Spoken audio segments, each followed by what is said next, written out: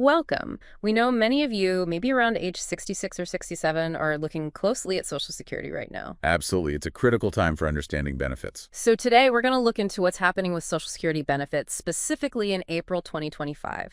We'll cover potential maximum payments, some pretty significant recent changes too. That's right. Lots to unpack. And hey, if this is useful for you, please do give us a like and maybe subscribe so you don't miss future updates. Yeah, that helps others find this info too. Okay, so I've seen this figure floating around up to $4,018 a month for some folks age 66, 67, starting this April. What's that about? Yeah, that number is out there. It relates to the 2.5% cost of living adjustment, the CLA, for 2025. Oh, okay. And it also hinges on someone having a very specific work history, basically. Consistently high earnings over many years. So it's definitely not automatic then. Not everyone turning 66 or 67 will see that amount. Oh, definitely not. Not even close for most people. Getting the absolute maximum benefit depends on meeting some really strict criteria.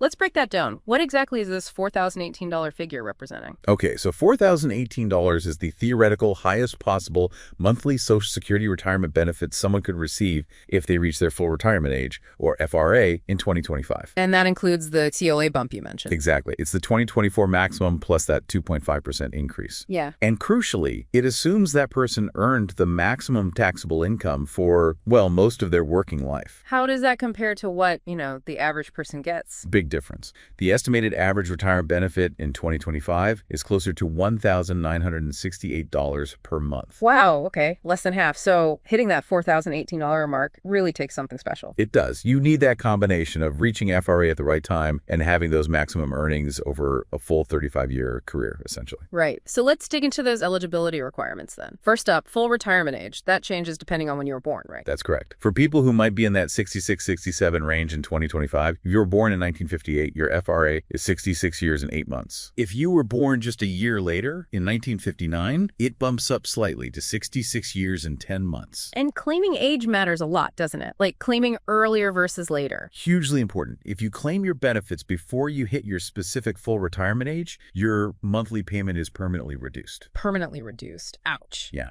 But on the flip side, if you can wait, delaying past your FRA actually increases your benefit. How much does it increase? It's roughly an 8% increase for each year you delay, up until age 70. So waiting can significantly boost your monthly check if that's feasible for you. Okay, so FRA is key. What's the second factor for potentially hitting that max benefit? Work history. Specifically, you need at least 35 years of earnings. Social Security calculates your benefit based on your highest 35 years. What if someone worked, say, only 30 years? Then I'll have 50 earning years averaged into that calculation. Ah, and that pulls the average down. Exactly. It lowers your overall benefit amount. So having that full 35 years, preferably of strong earnings, is crucial. Got it. And the third piece, you mentioned high earnings earlier. Yes, and this is the toughest one for most people. To qualify for the maximum possible benefit, you need to have earned at or above the Social Security taxable maximum income for at least 35 years. And what is that maximum taxable income for 2025? For 2025, the figure is $168,600. So you needed to earn $168,600 or more, indexed for past years, obviously, for 35 years of your working life. That's a requirement for the absolute maximum check, yes. Yeah. A very high bar. Definitely. Okay, shifting gears, slightly practical matter. When are people actually getting their checks in April 2025? Any specific dates? Yep, the SSA has a standard payment schedule based on your birth date. If your birthday falls between the 1st and 10th of the month, look for your payment on April 9th, 2025. Okay, 1st to 10th is April 9th. If your birthday is the 11th through the 20th, your payment date is April 16th, 2025. April 16th. Got it. And for those born between the 21st and the 31st,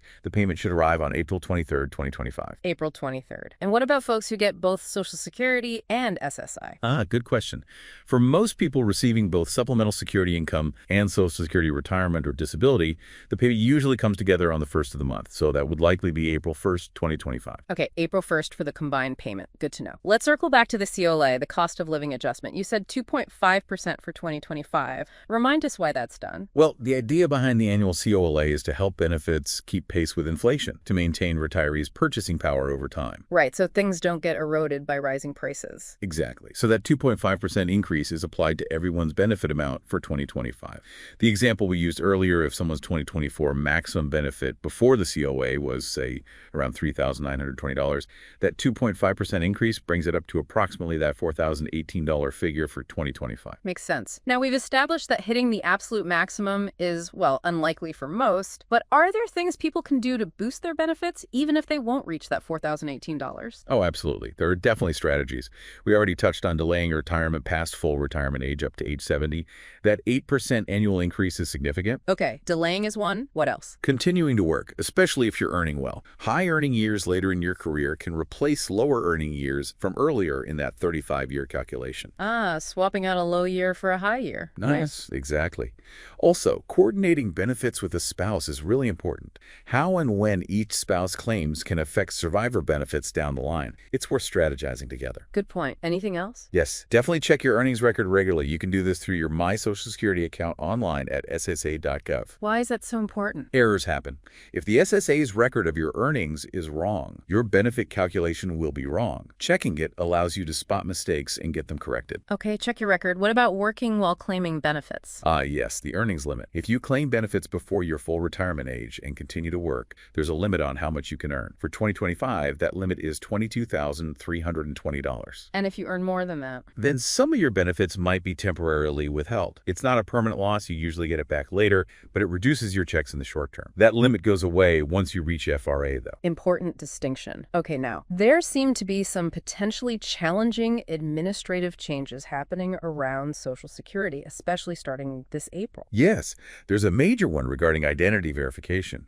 A new rule is apparently taking effect in April 2025. What's the change? It seems that if you need to register for Social Security for the first time or make certain changes to your existing record, you'll now have to verify your identity in person at a government office. In person? Who's requiring this? This is reportedly coming from the Department of Government Efficiency, or DOGE.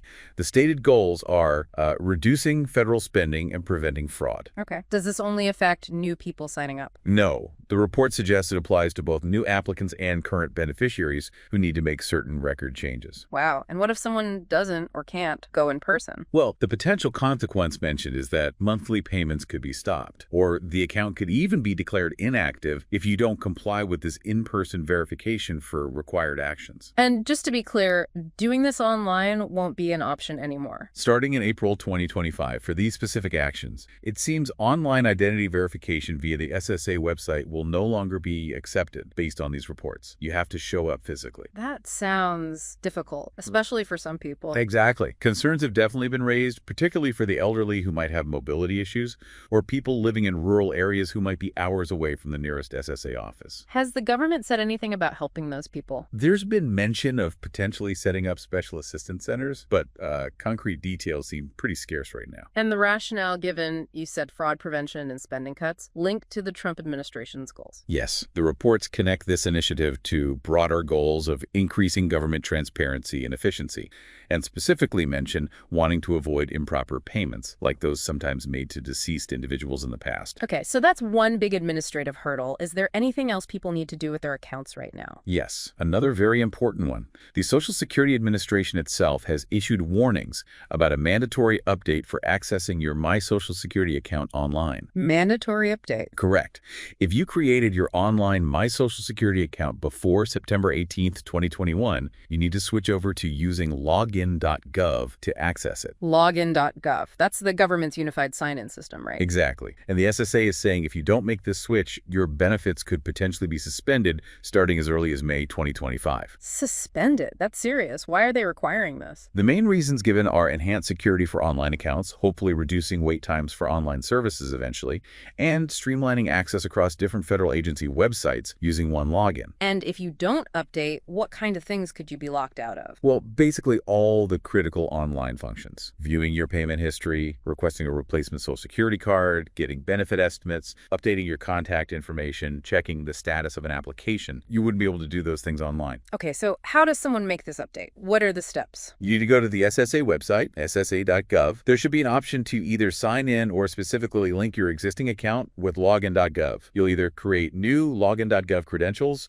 or connect an existing login.gov account if you already have one for another agency. Then there's an identity verification step, and you should log back in to confirm it's all working. Got it. Go to ssa.gov and follow the prompts for login.gov. And people should probably do that soon, given the May deadline. Absolutely. Especially since the final April payment for many people, those born 21st to 31st, just went out on April 23rd. Now is a good time to confirm you can still access your account properly before May hits. Good advice.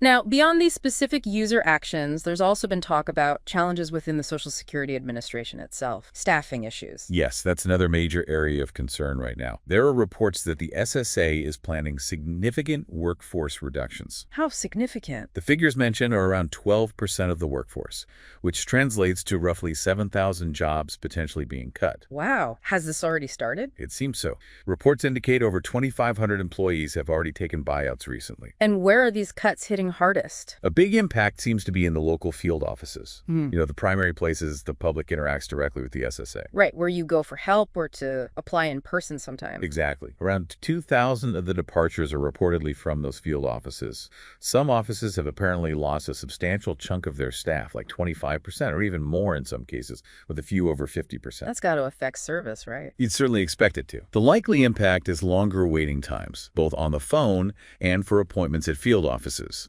When some offices lose that many staff, the workload shifts to others, potentially creating backlogs everywhere. There's a real concern that service delays could effectively mean benefits denied for people who need them quickly. Are we seeing evidence of that already? Longer waits? Yes, some data suggests average phone wait times have increased significantly in 2025, maybe averaging over an hour and a half compared to around an hour previously.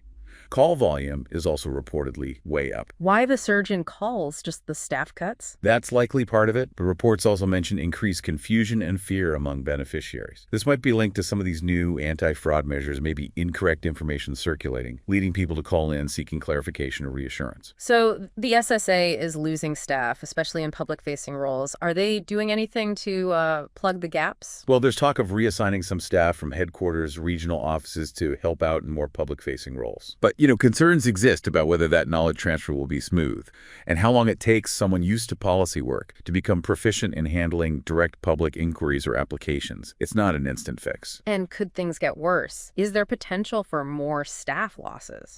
There's another layer of concern related to a Trump administration initiative about reclassifying federal government employees. Reclassifying? How so? The idea is to potentially convert many positions to a new classification, reportedly called Schedule Policy Career, which could make it easier to hire and, crucially, fire employees in those roles. An email from the acting Social Security Commissioner apparently outlined plans to move forward with this reclassification within the agency. Easier to fire. How many people could this affect across the government? Estimates vary, but some suggest around 50,000 federal employees could potentially be reclassified under such plans. And specifically at Social Security. The concern is that this could impact maybe 10,000 SSA employees. That's nearly 20% of their entire workforce. 20%.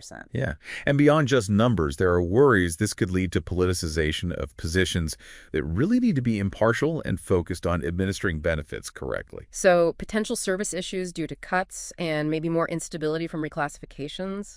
It paints a concerning picture for the agency's operations. It definitely raises questions about service capacity and stability moving forward. With all that said, what's the bigger financial picture for Social Security? We always hear reports about its long-term health. Right, the solvency question. Yeah. The most recent official word comes from the 2024 Annual Trustees Report. And what did that say? It indicated that the combined Social Security trust funds can cover all scheduled benefits in full until the year 2033. Okay, so about 9 years from now. Roughly, yes. Yeah. After 2033, if no changes are made to the system before then, the ongoing tax income is projected to be enough to cover about 79% of the scheduled benefits. So not going completely broke, but unable to pay 100% without adjustments. That's the projection Yeah. based on current law and assumptions, yes. Okay. Could you give us a snapshot of what average benefits actually look like right now, say based on recent data, like February 2025? Sure. For an average retired worker, the monthly benefit was around $1,980. Yep. For a retired couple, both receiving benefits, the average was about $3,800. How about disability? An average disabled worker received about $1,580. If that disabled worker also had a spouse and child receiving benefits, the family total averaged around $2,523. And survivors, like widows or widowers. The average for an aged widow or widower alone was $1,837. A younger widow or widower caring for 2 children received, on average, $3,990. And that maximum benefit at full retirement age we talked about earlier. That remained $4,018, reflecting the highest possible payout under ideal conditions. It's helpful to see those averages alongside the maximum. How many people are we talking about overall contributing and receiving? It's huge. Nearly 184 million workers are contributing to Social Security through payroll taxes. And on the receiving end, over 73 million people get monthly benefits. That breaks down roughly into 56 million retirees and their dependents, about 5.8 million survivors of deceased workers, and around 8.4 million people receiving disability benefits. It really underscores how vital this system is. What about the contribution side for 2025? What are workers paying in? For 2025, the Social Security tax rate is 6.2% for employees, and the employer pays a matching 6.2%. This tax applies up to an earnings limit of $176,100 for the year. Okay, 6.2% each, up to $176,100 in earnings. Got it. Self-employed individuals pay both halves, so 12.4% up to that same earnings limit. Finally, for someone thinking about applying soon, what's the general advice on timing and how to actually do it? The standard recommendation is to apply about 4 months before you want your benefits to actually start. This gives the SSA time to process everything. 4 months ahead. And the ways to apply. There are basically 3 main ways. You can visit your local Social Security office, though, with the staffing issues we discussed. Expect potential waits. You can go to the SSA's national toll-free number, which is 1-800-772-1212. They also have a TTY number, 1-800-325-0778. Phone is an option. And often the most convenient way is to apply online through the SSA website, ssa.gov. They have a secure online application portal. Okay, online, phone, or in person, apply 4 months early. Good summary. That's the gist of it. All right, so let's try to recap the main points here. We've talked about that potential maximum benefit of $4,018 for some reaching FRA in 2025, but stressed it requires very high lifetime earnings. And reaching full retirement age, plus that 35-year work history. Yeah. Very specific criteria. We covered the 2.5% COLA taking effect, the April 2025 payment dates based on birthdays. And those 2 big administrative changes, the reported new requirement for in-person identity verification for certain actions starting in April. Mandated by the Department of Government Efficiency, causing some access concerns. Right. And the other mandatory action updating older My Social Security accounts to use login.gov by May to avoid potential benefit suspension. Plus, we touched on the significant challenges facing the SSA itself, like the staff cuts, buyouts, potential service impacts, and the looming reclassification issue. Yeah, all factors that beneficiaries should probably be aware of right now. And remember, everything we've discussed is based on the information available as of late April 2025. Things can always change. Absolutely. The best advice is always to check the official Social Security Administration website, ssa.gov, for the latest, most accurate information. And definitely log into your personal My Social Security account to see details specific to your own situation. That's crucial. So maybe the final thought for everyone listening is, given all these factors, the benefit rules, the COLA, these new verification steps, the login.gov update, the agency challenges, what steps might you need to take now to make sure you understand your potential benefits and maintain access without interruption? A very important question to consider for your own circumstances. Indeed. Well, hopefully this discussion provided some clarity. If you found it valuable, please give us a like and subscribe for more insights. Thanks for tuning in. Thank you for listening.